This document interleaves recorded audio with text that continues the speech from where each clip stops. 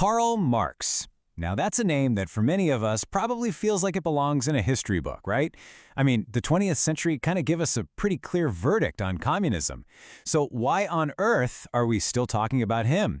Well, let's dive in, because his ideas might be way more relevant today than you think. And look, that's a totally fair question. When the Berlin Wall came down, the general feeling was, okay, that's it. Marx's ideas can be safely packed away in the Museum of History. The future was supposed to be simple: global capitalism and liberal democracy for everybody. So, case closed, right? Well, not so fast. Because today's world is full of these fascinating contradictions. I mean, on one hand, you have China, a country that's officially communist, but it's also one of the most powerful engines of global capitalism. And on the other hand, the recent pandemic, it didn't just make people sick, it blew the lid off all these inequalities that were already there, showing us just how much our spot in the world system affects our lives. And it's because of stuff like this that Marx is making a comeback, not as a guide to building a state, but as a lens to understand the world we're in. So to really understand how to use that lens, we need to kind of pop the hood and get into the engine room of Marxist thought. What's the one big idea that he believed was driving all of society? It all starts with something pretty simple, but it changes how you see everything. For Marx, it all begins with what he called the economic base. Just think of it like the foundation of a house. It's made of two parts. First, you've got the means of production. You know, the factories, the land, the tools, all the stuff you need to make things. And then you've got the relations of production, which is just a fancy way of asking who owns all that stuff and who has to work for the owners. That relationship is the absolute key. And here's the kicker. Marx argued that this economic base, this foundation, directly shapes everything else that's built on top of it. He called this the superstructure.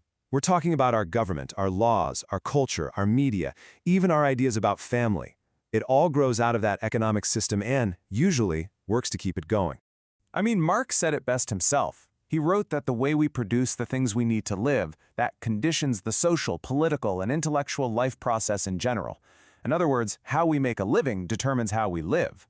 That one idea is the master key to unlocking his entire way of thinking. Okay, so that's the blueprint for how a single society works. But what happens when you zoom out and apply it to our big, interconnected world? Well, later thinkers took these ideas and scaled them up to create something called world systems theory.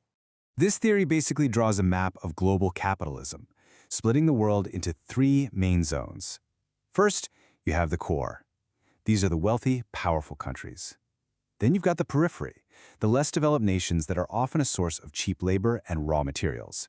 And then, kind of stuck in the middle, you have the semi-periphery, which has a mix of features from both.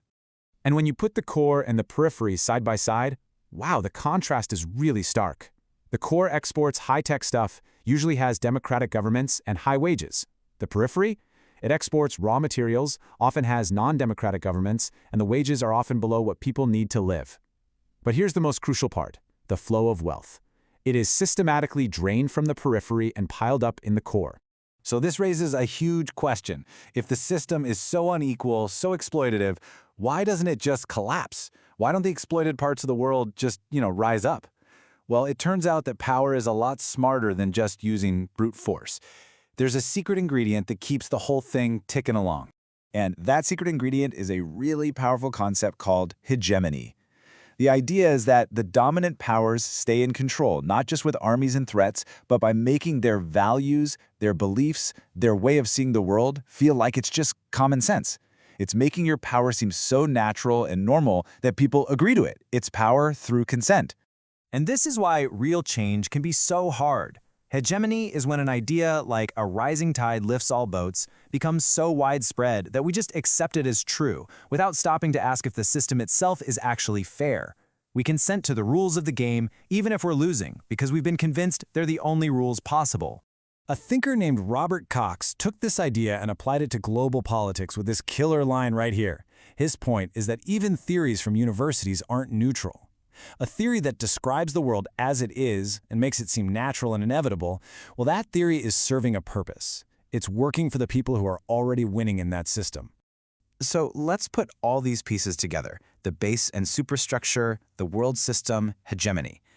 What happens if we use them to look at a word we hear all the time: globalization? Well, from those perspectives, what we're seeing might not be so new after all. Okay, just listen to this quote for a second. The bourgeoisie has given a cosmopolitan character to production and consumption in every country. All old established national industries have been destroyed or are daily being destroyed. Does that sound familiar? Like something you might read in an article today? It wasn't. That was written by Marx and Engels in 1848. So here's the big takeaway. This way of thinking completely reframes the whole conversation. Globalization isn't some brand new thing that happened because of the internet. It's just the latest phase of capitalism's natural instinct to grow and spread across the entire planet, a process that's been going on for hundreds of years. Which leaves us with one last really challenging thought. If these ideas are even partly right, if our normal world runs on these deep, hidden systems of economics and power, then what does that mean for the future? If this is how things work, what does it actually take to make real, meaningful change? That's the question Marx was asking, and it's a question we are absolutely still struggling with today.